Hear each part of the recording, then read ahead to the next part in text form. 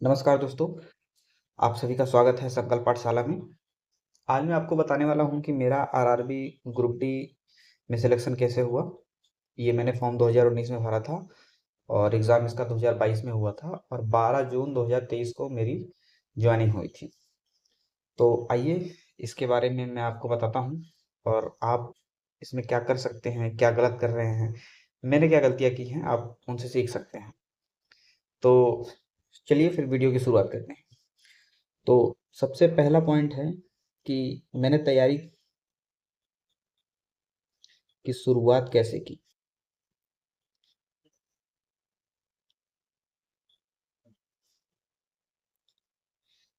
तैयारी की शुरुआत कैसे की? तो मैं मतलब बचपन में मैं पढ़ने वाला स्टूडेंट था ही नहीं। तो ऐसे ही जब फॉर्म आया तो दोस्त भी भर रहे थे तो हमने भी फॉर्म फिल कर दी। मैंने फॉर्म फिलअप किया था इलाहाबाद जोन से। उसके बाद अब बात आई तैयारी की, तो हमें तो कोई आइडिया था नहीं, लेकिन हाँ ये था कि मजे मजे में हम जब पढ़ते थे हाई स्कूल इंटर में तो जो साइंस वगैरह था, मैथ वगैरह था, तो उतनी वीक नहीं थी। तो जब ये देखा हमने सिलेबस क्या है क्या नहीं, फिर 2018 का पेपर देखा, तो उससे हिसाब से लगा कि यार ये अपन से हो सकता है। तो फिर हम इसमें आए। अब दूसरी बात करते हैं कि शुरुआती मुश्किलें क्या क्या थी। शुरुआती मुश्किलें, तो जैसे फॉर्म भर दिया तो अब मैं गांव का था, गांव का लड़का, तो हमारे यहाँ कोचिंग वगैरह थी नहीं। और भले ही मैथ या साइंस जो था पहले से थोड़ी सी अच्छी थी, लेकिन इसका मतलब ये नहीं था कि वो सिलेक्शन दिला सकती है। अब शुरू में ये समस्या आई कि मैथ कहाँ से पढ़ा जाए, साइंस कहाँ से पढ़ा जाए, रीजनिंग तो हमें पता ही नहीं था कुछ। तो एक गांव में ही हमारे यहाँ एक कोचिंग थी, वहाँ मैंने मैथ और रीजनिंग पढ़ना शुरू किया। वो यूपीपी के लिए पढ़ाया करते थे, तो वहाँ से मैथ और रीजनिंग हो गई। अब मुश्किल आ रही थी साइंस में। तो साइंस में उस समय खान सर लॉकडाउन के बाद ऑनलाइन आ चुके थे, तो उनका मैंने एक कोर्स लिया साइंस के लिए। और वो कोर्स मुझे लगता है कि मैंने 40 से 45 दिन में ही मैंने उसको पूरा पढ़ के नोट्स बनाया। उसमें लगभग 58 के करीब बायो में वीडियो थी, और ऐसे ही सब कुछ में था। केमिस्ट्री में थोड़ी कम थी, लगभग 30 के ही करीब थी शायद, और फिजिक्स में भी ऐसे ही थी 54 के करीब। ये वीडियो मैंने देखी और मैंने उसका प्रॉपर शॉर्ट शॉर्ट नोट्स बना लिया, और फिर वही मैं पढ़ता रहा। और मैथ का तो मैथ रीजनिंग मैंने वहाँ से पढ़ ली। किताबें मैंने पढ़ी नहीं है, मैंने कोई भी किताब नहीं ले रखा था। बस मैं यही जो कोचिंग से पढ़ता था मैं उसका नोट्स बनाता था और प्रैक्टिस किया करता था। प्रैक्टिस के लिए मैंने पहले तो रुक्मणी पब्लिकेशन की बुक आती थी, वो ली थी। उसके बाद टेक्स्ट बुक पे मैं टेस्ट दिया करता था। अब मैं आपको बताता हूँ कि मेरी डेली स्टडी रूटीन क्या थी। तो देखिए, सबसे पहले तो मैंने आपको बताया कि मैं गांव से हूँ। तो गांव में ऐसा अपना कोई प्रॉपर प्लान नहीं रहता था कि आज हम इतने घंटे पढ़ेंगे या आज हम ये पढ़ेंगे या ये पढ़ेंगे। पहले तो हम सुबह उठते थे, तो दो चार दोस्त मिल जाते थे। अब वहाँ पे कुछ पढ़ने वाले थे, कुछ नहीं पढ़ने वाले थे। तो सुबह उठते ही पहले मैं 1-2 घंटे पढ़ लेता था। मॉर्निंग में ही 2 घंटे मान लीजिए मैंने पढ़ाई कर ली। अब 2 घंटे बाद मैं गाँव में घूमने खेलने चला जाता था। फिर जब मैं दोपहर में आता था तो मैं एक रीजनिंग का जो टेस्ट होता था, ये जो रुक्मणी पब्लिकेशन से हम लोग ले आए थे, तो उसमें से मैं रीजनिंग ढूंढ ढूंढ के मैं दोपहर में कर लेता था, रीजनिंग और मैथ। मैथ में मेरे पास मैथ का जो है एक शॉर्ट नोट्स मैंने बना रखा था, तो वही मैं फार्मूला पढ़ता और सीधे मैं आता। अच्छा, एक बात और बता दूं कि मैं मैथ में कभी ट्रिक के लिए नहीं जाया करता था, कि ट्रिक मतलब ट्रिक के जैसे ट्रिक याद नहीं करता था मैं, बेसिक से ही मैंने पढ़ाई की है। तो दोपहर में फिर मैं ये पढ़ लेता था। उसके बाद शाम की बात आई, तो शाम को मैं यही साइंस का जो वीडियो रहता था मैं इसको पढ़ता था, बनाता था नोट्स फिजिक्स के। और हाँ, एक बार में एक ही सब्जेक्ट पढ़ता था मैं, ऐसा नहीं कि मैं एक वीडियो केमिस्ट्री के पढ़ लूँ, एक फिजिक्स के पढ़ लूँ, एक बायो के पढ़ लूँ। पहले मैं एक सब्जेक्ट उठाता था इसमें, जो भी हो। पहले तो ज़्यादा मुझे समझ में आता था फिजिक्स, तो मैंने पहले फिजिक्स उठाया और पूरी फिजिक्स पढ़ डाली। उसके बाद फिर मैं केमिस्ट्री में गया, बायो में सबसे लास्ट में गया मैं, क्योंकि बायो मुझे समझ में नहीं आती थी। बायो से मतलब ये अपना साइंस बैकग्राउंड था मैथ से, तो बायो समझ में नहीं आती थी, लेकिन खान सर ने इतनी तगड़ी पढ़ा दी कि मतलब एक एक चीज याद हो गई थी उस समय। और जीके में पढ़ता नहीं था। जीके में क्या होता था कि मुझे याद ही नहीं होता था कुछ, तो जीके मैंने छोड़ रखा था कि चलो करंट अफेयर पढ़ लेंगे उस समय, जो होना होगा उसी में हो जाएगा। तो इतना मैं करता था। हालांकि जब एग्जाम पास आया उसके पहले एनटीपीसी का एग्जाम हो गया था, और एनटीपीसी भी मैं देने गया था। तो एनटीपीसी प्री में मैंने 61 सवाल अटेम्प्ट किए थे, उसमें से एक मेरा गलत हो गया था, 60 मेरे सही थे। इलाहाबाद जोन से वो भी बाहर रखा। इसका जो मेंस एग्जाम था ना वो चला गया हैदराबाद में। हैदराबाद में चला गया, और उस समय मेरी तबीयत खराब थी तो मैं हैदराबाद एग्जाम देने नहीं जा पाया। तो जब मैं यहाँ मैंने ये 61 क्वेश्चन जब मैंने अटेम्प्ट किए, तो मैंने यहाँ देखा कि मैथ भले ही मैं लगा रहा था, रीजनिंग भले ही लगा रहा था मैं, लेकिन मेरी कुछ चीजें छूट जा रही थी। तो रीजनिंग के लिए तो मैंने राहुल मिश्रा सर हैं, राहुल मिश्रा सर हैं रीजनिंग में, वो कानपुर के ही हैं। तो ये राहुल मिश्रा सर का मैं रीजनिंग पढ़ता था, सीटिंग अरेंजमेंट वगैरह, सिलॉग वगैरह बहुत अच्छा पढ़ाते हैं ये। तो इनसे पढ़ लिया था। और मैथ के लिए मैंने इवन कोचिंग सेंटर है, even coaching centre, Bhutesh sir पढ़ाते हैं मैथ उसमें। तो उन्होंने क्या किया था कि ये सीजीएल और सीएचएसएल के जो टॉप मतलब अच्छे क्वेश्चन थे ना, उसकी उन्होंने सीरीज चला रखी थी। तो उसमें तकरीबन 18-20 ऐसे कुछ वीडियो थे, जो 4-5 घंटे 8 घंटे ऐसे ही थे। तो मैंने वही प्रैक्टिस कर लिया था। और जिन्होंने 2022 का एग्जाम दिया होगा उन्हें पता होगा कि उसमें मैथ के क्वेश्चन अच्छे आते थे, साइंस भी अच्छी आई थी। साइंस जो है वो उसमें क्या कहते हैं कि अपना एनसीईआरटी से आने लगी थी, 18 की तुलना में मतलब बहुत अच्छी आ रही थी। तो मैथ तो मैंने यहाँ से कर लिया था। और मैथ में मैं बताऊं कि 4-5 सवाल, 4-5 क्वेश्चन जो थे जो हार्ड थे, वो बिल्कुल इनके कंसेप्ट पे आ गए थे। जैसे कि परसेंटेज वाला सवाल था कुछ, जैसे परसेंटेज में क्या किया था, पहले परसेंटेज था, उसी में उसने रेशियो को भी मिक्स कर रखा है। तो उसी में उसने क्या रखा है, वो जो अपना प्रॉफिट, सॉरी प्रॉफिट कह रहा हूँ, पार्टनरशिप, पार्टनरशिप होती है साझेदारी, इसको भी मिला रखा था। तो ये सारे सवाल जो थे ना उन्होंने जैसे बता रखे थे सेम पैटर्न पे आ गया था।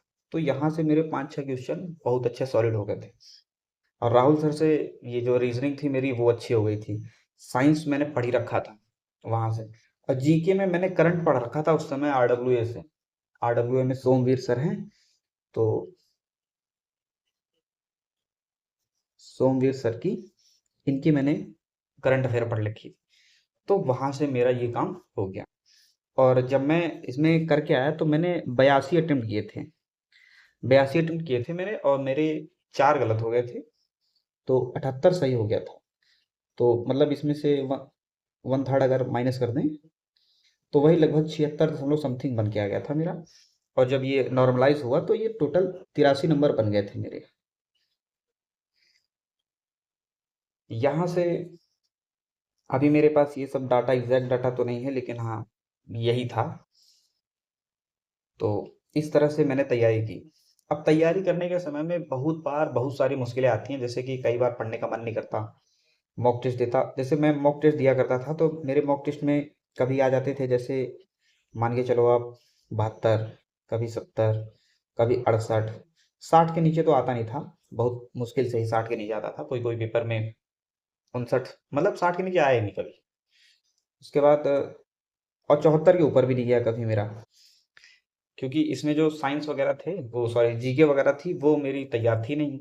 लेकिन इधर जब मैंने करंट पढ़ रखा था, तो इसमें से क्या हुआ कि जो 20 नंबर का आता था पहले, अभी भी 20 का ही आता है, तो इसमें से मेरे 6 क्वेश्चन सही हो गए थे करंट के, और एक दो ऐसे पॉलिटी या हिस्ट्री का था, वो सही हो गया था।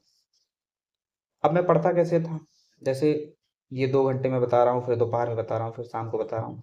तो पढ़ना तो इजी होता है कि हमने यूट्यूब खोला, मतलब सॉरी यूट्यूब कह रहा हूँ मैं, इनका कोर्स लेके रखा था मैंने, खान सर का जो ये साइंस का, मैं वो खोलता और डाउनलोड कर लेता दोपहर में ही, क्योंकि नेटवर्क गांव में चलता नहीं, मतलब बढ़िया रहता नहीं है, तो डाटा चलता नहीं है इंटरनेट, तो डाउनलोड कर लेता, तो शाम को मैं पढ़ता।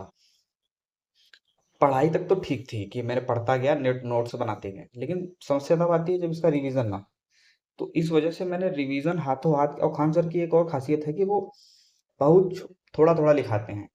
आप बिलीव नहीं करेंगे कि मेरा फिजिक्स का जो नोट्स था ना वो पूरा 22 से 25 पेज में हो गया था। केमिस्ट्री तो 10-12 पेज में हो गई थी। जितना वो लिखते थे उतना मैं ही लिखता था, बस ये समझ लो आप। जैसे उनका पढ़ाने का स्टाइल तो पता ही होगा। जैसे अगर मान लीजिए कि कोई भी कैसे बताऊं मैं। जैसे अवतल दर्पण हो गया। अब ये कह दिया कि अवतल दर्पण का यूज कहाँ होता है, तो कह देंगे कि ईएनटी जो डॉक्टर होता है वो इसका यूज करता है। तो वो ऐसे लिखेंगे, अवतल दर्पण ईएनटी डॉक्टर इसका यूज करता है, खत्म। यही मेरा नोट्स रहता था। इसी फॉर्मेट में मैं नोट्स बनाता था, केवल मैं ही समझ पाता था मेरा नोट्स। और जब पढ़ाई का कई बार क्या होता था कि मन नहीं करता था पढ़ने कि यार क्या करेंगे, कैसे करेंगे, होगा ही नहीं। तो गांव में बहुत से लोग होते हैं जो खेती करते हैं या डेली बेसिस पे काम करते हैं। उनको देख के लगता है यार कि अगर मैं ये नहीं करूंगा मैं, तो मैं भी वही करूंगा। हालांकि आज जब मैं ग्रुप डी में जॉब कर रहा हूँ तो ये उससे कुछ अलग नहीं है। बस यहाँ पैसे उनसे थोड़ा ज़्यादा मिल जाता है, बस यही है। थोड़ी गांव में लोग कहते हैं कि भाई यहाँ सरकारी नौकरी है। हालांकि कुछ खास अंतर है नहीं उनमें। क्योंकि अभी मैं जिस एग्ज़ाम की प्रिपरेशन कर रहा हूँ, जब तक, कहने का मतलब ये है कि जो चीज़ चाहो जब तक वो ना मिल जाए तो मज़ा नहीं आता ना, तो बस वही सीन है। और टेस्ट मैं दिया करता था, मैंने बताया रुक्मणी में। आप लोग भी टेस्ट दिया करें। टेस्ट बहुत ही ज़रूरी है। पहले तो मैं बहुत डरता था टेस्ट देने से। इवन अभी भी डरता हूँ, क्योंकि देखिए जहाँ यहाँ मैंने बता दिया ना कि मेरा साइंस पहले से थोड़ा ठीक था, मैथ पहले से थोड़ी ठीक थी, रीजनिंग पहले से थोड़ी ठीक थी। लेकिन जिस एग्जाम में मेरा खराब होता है ना, जैसे जीके मेरा खराब है, तो मैं उसमें कुछ कर ही नहीं पाता। मतलब ना तो मैं पढ़ पा रहा हूँ उसमें, डर सा बना रहता है तो पढ़ ही नहीं पाता। अब मैं थोड़ा थोड़ा हिम्मत दिखा रहा हूँ और मैं पढ़ने की कोशिश कर रहा हूँ। और बहुत से लोग ऐसे होंगे मेरी तरह जो डर डर के पढ़ते होंगे कि यार होगा ही नहीं, क्या करूं मैं, क्या ना करूं मैं। तो इस वजह से मैं ये सब आपको बता रहा हूँ। उसके बाद जब अपना सब कुछ हो गया, रिजल्ट आया, तो रिजल्ट जब आया तो डीवी की वो, सॉरी, जो फिजिकल का जो मेरिट था वो मेरे हिसाब से 65 या 66 नंबर ऐसे ही गई थी, जनरल की भी। अब फिजिकल की बात आई तो मैं कभी फिजिकल, मतलब मैं खेला तो बहुत हूँ, मैंने क्रिकेट खेल रखा गाँव में, लेकिन कभी मैंने रनिंग नहीं की, कभी हम दौड़े नहीं थे। तो जब मैं गया तो वहाँ पे 550 मीटर की वो जो ट्रैक था, 550 मीटर का था। पहले दिन तो मैं गया, मैं देख के ही वापस आ गया कि यार ये तो मुझसे होगा ही नहीं। तो वहाँ पे एक दो लड़के थे, या बाद में उनसे दोस्ती हुई 2-3 दिन बाद। तो वो मुझे 1 हफ्ते तक पैदल चलाए हैं इस पे, कि चलो यार तुम चलते रहो। और उसमें भी ये ट्रैक ऐसे था ना कि यहाँ आधा जो पोर्शन था ये डाउन था, और यहाँ से ये उठने लगता। ठीक है, मतलब इसका जो एलिवेशन था थोड़ा ज़्यादा था और इसका ये कम था। तो ऐसे प्लेट की तरह ऐसे झुका रहता था वो, इस तरीके से। ऐसे तो दिखेगा नहीं आपको, ठीक है, आप समझ लीजिए। तो मैं 4-5 दिन ऐसे चला हूँ। मेरी फिजिकल में एक बार जो है कि अंडर टाइमिंग मैं दौड़ पाया था, नहीं तो मैं दौड़ ही नहीं पाया था। हाँ, लेकिन इसका फायदा वो लोग कहते थे कि जब यहाँ तुम 550 पे दौड़ोगे और वहां तुम्हें 250 पे मिलेगा ना, तो तुम बहुत अच्छे से दौड़ लोगे। लेकिन भरोसा नहीं होता था मुझे, क्योंकि मैंने कभी रनिंग की ही नहीं थी। और जब मैं गया इलाहाबाद में, वहां तो 250 मीटर की ही थी। मैंने देखा, मैंने कहा यार अब ये नहीं दौड़ पाऊंगा तब तो बेकार है। इतना कॉन्फिडेंट हो गया मेरे अंदर इस इसकी वजह से, जो यहाँ पे मैंने रनिंग की, कि पूछिए नहीं। मैं यहाँ पे जाते ही मैंने दौड़ दौड़ लगाना शुरू किया। और जब मतलब हमारी बारी आई, दौड़ते दौड़ते मैं तो गिनती करना ही भूल गया कि 3 हुए कि 4 हुए। बस ये था कि मैं बिल्कुल थक गया था, मैं खत्म हो गया मैं। तो मैं फिर बैठ गया, और मुझे लगा भी कि अब 4 हो ही गया होगा। अब बैठने के बाद पता चला वहां कि जो पास नहीं हुए होते हैं, जो फेल हो जाते हैं, उनको पहले दे दिया जाता है। तो भाई मेरा चौथे या 5वें नंबर पे ही मुझे बुला लिया गया। तो मैं गया, तो मुझे पर्ची मिली तो मुझे लगा कि भाई मैं तो फेल हो गया। लेकिन फिर उसमें उत्तीर्ण लिखा था, तो समझ लो कि जान आई। फिर मैं वहां से आया, उसके बाद डीवी हुआ मेरा। फिर फाइनल रिजल्ट आया। उसके बाद 12 जून, मैंने बताया ही आपको कि 12 जून 2023 को मेरी ज्वाइनिंग हो गई। तो ये था मेरा सफ़र। आपको इस वीडियो से क्या सीख मिली आप कमेंट में बताइएगा। और अगर हाँ, आपको किसी पॉइंट में दिक्कत आ रही फिजिकल में या एग्ज़ाम की तैयारी कैसे करें, जो भी हो, अगर आप पूछना चाहें तो कमेंट में पूछ सकते हैं, मैं आंसर करने की कोशिश करूँगा। और मैं ये कहूँगा यार कि देखो, बहुत सारे लोग हैं जो वाकई में कुछ करना चाहते हैं बट डरते हैं, जैसे कि मैं ही डरता हूँ। यही वीडियो मैंने 3-4 बार शूट कर लिया है। मुझसे हर बार कुछ ना कुछ गड़बड़ हो जाती है। अब की बार भी कुछ ना कुछ तो हुआ ही होगा, वो ठीक है जो भी है। अब की बार मैं अपलोड कर रहा हूँ, तो कभी भी परफेक्शन के पीछे ना जाइए, पहले आप करिए कुछ। ठीक है, एग्ज़ाम तैयारी देखिए, मेरा महेंद्र सिंह धोनी की एक बात बड़ा मुझे अच्छा लगता है कि लोग ना रिजल्ट पे ध्यान देते हैं, आप प्रोसेस पे ध्यान दीजिए। इसमें कुछ भी हो, जैसे कि ये साइंस हो या मैथ हो, मैंने पहले प्रोसेस पे ध्यान दिया। मैंने मैथ, ये अपना साइंस कंप्लीट की। रीजनिंग का मैं मॉक टेस्ट देता था, मैंने बताया गांव में एक मेरी यूपीपी की तैयारी कराया करते थे, वहां मैंने पढ़ा। लेकिन यहाँ से जब मैंने देखा एनटीपीसी का एग्ज़ाम देके कि यार यहाँ से पूरा नहीं बन पा रहा, फिर मैं यूट्यूब पे आया। मैंने टीचर्स, यूट्यूब पे तो बहुत सारे टीचर्स हैं, लेकिन मुझे क्या ट्रिक नहीं चाहिए होती, मुझे बेसिक चाहिए होता है। मुझे आप बताओ कि ये क्यों हुआ, कैसे हुआ, फिर मुझे मज़ा आता है। जैसे राहुल मिश्रा सर थे, ये भी ऐसी इसी तरीके से पढ़ाते थे कि देखो, जैसे राहुल मिश्रा सर का आप क्लॉक पढ़िए, घड़ी, वो फार्मूले से भी बताते हैं और आपको ये भी समझाते हैं कि ये ऐसे हुआ तो क्यों हुआ। तो मुझे ऐसे टीचर बहुत पसंद हैं। इवन कोचिंग सेंटर में भूतेश सर, बढ़िया, मतलब बता नहीं सकता मैं कि कितने अच्छे टीचर हैं वो। इवन मैंने कुछ वीडियोस रैमो सर के भी फॉलो किए हैं, लेकिन मैं even coaching centre Bhutesh sir से मैंने ज़्यादा पढ़ रखा है। और ये मुझे ज़्यादा समझ में आते थे, क्योंकि एक तो ये था ना कि इनका कंटेंट ज़्यादा अवेलेबल है आपको यूट्यूब पे फ्री में और अच्छे, तो मैंने इनका लेके पढ़ रखा। तो आप भी यही सब करिए, पढ़िए, पहले प्रोसेस पे ध्यान दीजिए, रिजल्ट तो होगा ही, क्यों नहीं होगा। ठीक है, फिर मिलते हैं नेक्स्ट वीडियो में, तब तक के लिए जय हिंद।